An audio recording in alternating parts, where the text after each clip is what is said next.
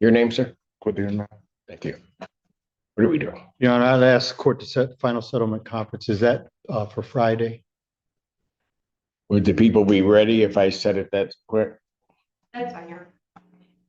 Jury final settlement conference will be February 6th, is it? Mhm. 2026 at 9 a.m. Jury selection, if necessary, would be February 9th, 2026 at 8:30. Both of those proceedings are in person. May I address bond, Your Honor? You may. Your Honor, my client obviously is currently housed at the Washtenaw County Jail.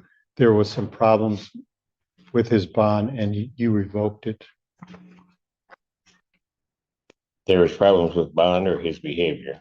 Behavior while on bond. That's correct. He was violating his no contact or red contact as a victim from jail, which he is continuing to do from someone else's PIN. I know this through her listed number, and she identifies him by name. This catches counsel by surprise, Your Honor. I'm sure it does. Because my information is his phone privileges were revoked. And Which is why he's trying to use somebody else's PIN. And now it's going to be the next step for the jail where he's just going to be completely isolated. this is all new to counsel. He spent his birthday in jail. He has a special needs daughter that he is supporting, Your Honor. He was gainfully employed at the Mr. Brown, I will be more than happy to listen to you, but I'm not going to do anything if he's continuing this contact. Message received, Your Honor. So at this point, motion for bond reduction or any change is denied. Bond will continue. Thank you. We'll see you Friday, sir.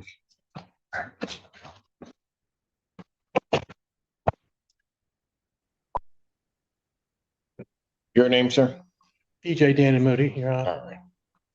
Teresa Twitter on behalf of probation. Your Honor, Mr. Dandamudi is before the court for a violation of probation hearing. This hearing has been adjourned out, given that Mr. Dandamudi had pending cases at the Supreme Court. It's my understanding that Mr. Dandamudi pledged in the case where he was continuing to send messages to the victim that's in this case, and he was charged with aggravated stalking. He's scheduled for sentencing in that matter on March 11th, 2026.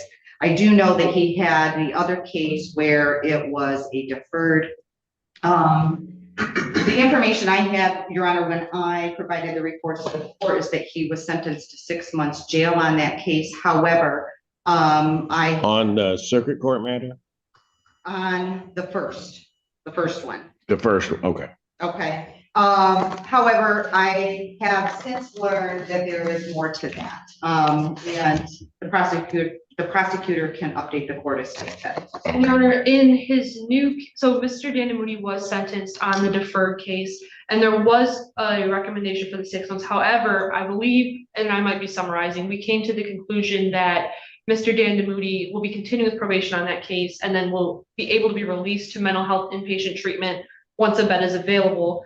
He then, in the new case, pled, and if I could put that on the record just so the court is aware of what that was, Sure. he pled no contest as charged in that case with an agreement to no upfront jail. There was also an agreement for the following terms to be included in his probation. He will do a 5-year term with no criminal charge. He's to be released to inpatient mental health treatment with a tether. Once inpatient is completed, he's then to be placed on home confinement at his parents' residence. He's not to use the internet except for documented medical visits. He's to continue with all mental health treatment as recommended by his professionals and to be involved with CMH. He is not to object to an extension of the PPO, and he's to follow all other terms of probation. So there is a plan in place, and I believe through that plan, in his deferred case, an agreement that he would be able to be released once a bed is available with a tether to inpatient mental health treatment, which Mr. Hauser has provided documentation as to where that would be, and I believe it's out of state. Mr. Hauser. I guess all that is accurate with one correction. The inpatient Pasadena Villa would be in state. There is an appointment at the Mayo Clinic on February on February 16th over in Minnesota. That's the only part that is out of state. Beyond that, as relates to the two cases pending before the circuit court, that is a fair and accurate statement. It's also my understanding from Pasadena Villa that a bed is now available. So once we address the hearing today, the last matter before it needs to be addressed where we can get him there would be the bond in the new circuit court case. As that remains at 50,000 cash or surety is my understanding. In that case, Your Honor, he is scheduled for sentencing on March 11th. That is correct. Okay. So I guess what I'm concerned about is how's he going to, because he has, what, about 160 days left on my sentence.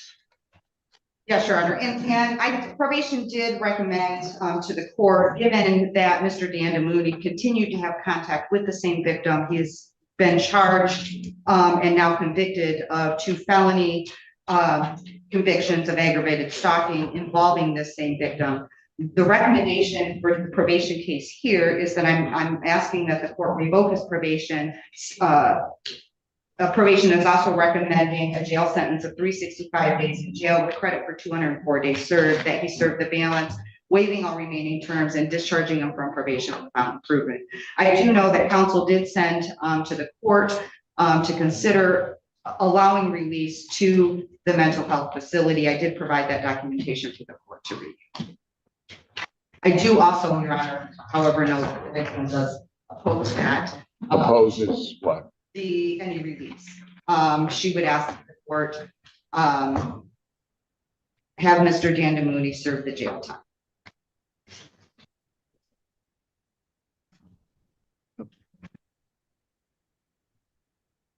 And if I may, Your Honor. Right. Yes, go ahead.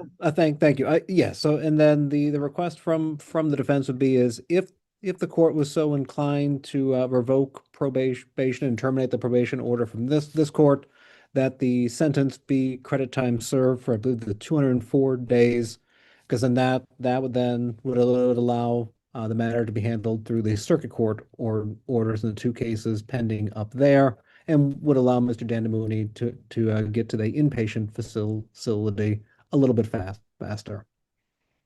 Thank you. Just so that, Ms. Valera, so that I'm understanding, and I realize she's available, and I'm not asking that she necessarily speak to the court, but the victim in this case really opposes, in some respects, what the circuit court would be doing also, because it would be release. Correct. And Your Honor, she is aware, I did speak with her, that the request was made that he be allowed to be released to treatment. I do understand Ms. Hodges' position, given that things go well for a period of time and, it is instilled fear in her. So, that the contact has continued not just once, but then again. So I do understand that she is torn with that happening, but her preference would be that he serve the remaining jail time. Well, I don't know.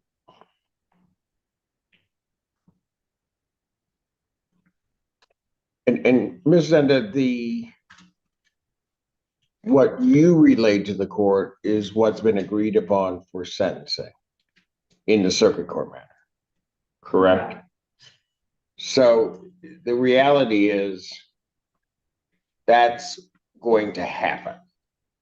And then the only thing that might stand in the way would be if I imposed jail time, keep him there, he then doesn't get released to treatment. Right? I mean, that's Correct, Your Honor. how I see it. Okay. And Your Honor, just to make sure that the court is aware, when I spoke with Ms. Hodge, I was not aware of all the requirements that go with the release to treatment. So I'm not sure that Ms. Hodge, and I'm not sure if the prosecutor's office confided with Ms. Hodge about what that would entail. But it's my understanding, if he were to be released to treatment, that would be on a GPS tether, inpatient. Then once, and if he gets released from there, he would go to his parents' home where he would be on home confinement. So I'm not sure that Ms. Hodge was made aware that maybe Ms. Senda can And speak. that's correct, Aaron. We did speak with her. I spoke with her along with one of our victim advocates on what we were looking for into kind of this whole plan. So she was made aware of what we were thinking about for these plans and what we ultimately ended up. Okay.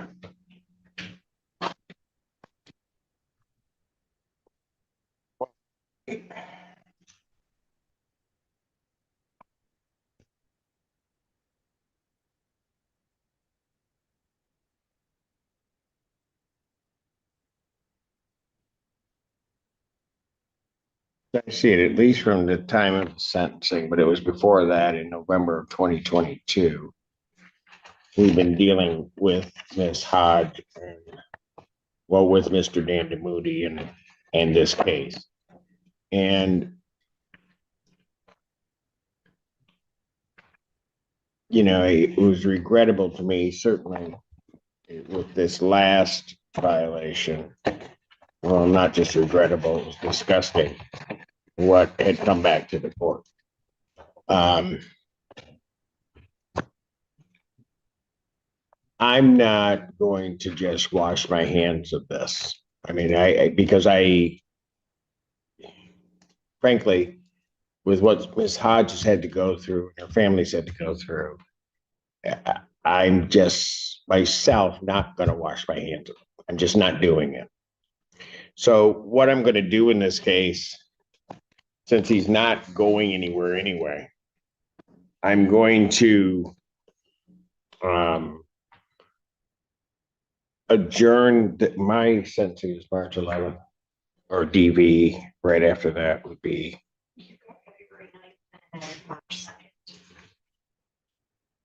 That's it in March? March 2nd, March 9th, March 16th. 16th? All right. What I'm going to do is I'm going to adjourn this to March 16th.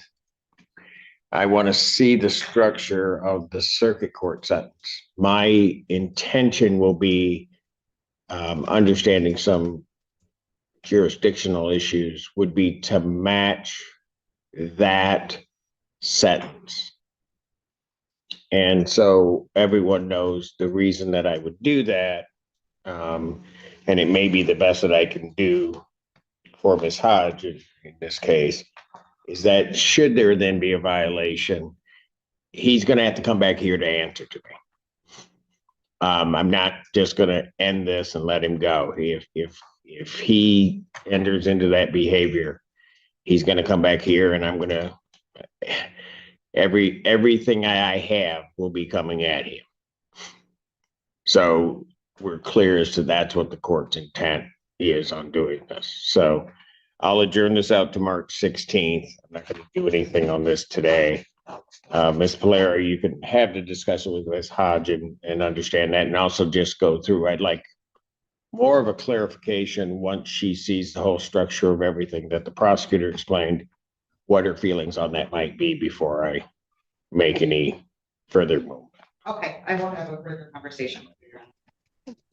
And Judge, just so we're clear, if I may, Yes, sir.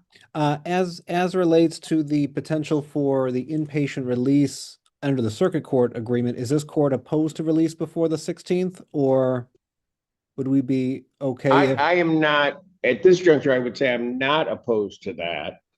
However, I'd like my probation department to have that thorough discussion with Ms. Hodge so that she understands that and the reasons for it. She may, at least as I'm hearing, but also, you know, I'm not gonna, as I sit here right now, I'm not opposed to that. Okay. Okay, but Thank you. I want to hear a little bit more vis-a Ms. Polera from Ms. Hodge, or if she wants to speak to the court directly before I do anything. So I'm not opposed to it, counsel. I guess it's my short answer to it. All right, perfect. Thanks, Judge. All righty. Thank you, folks. All right. Enjoy the rest of the day. You do the same. Thanks. Bye.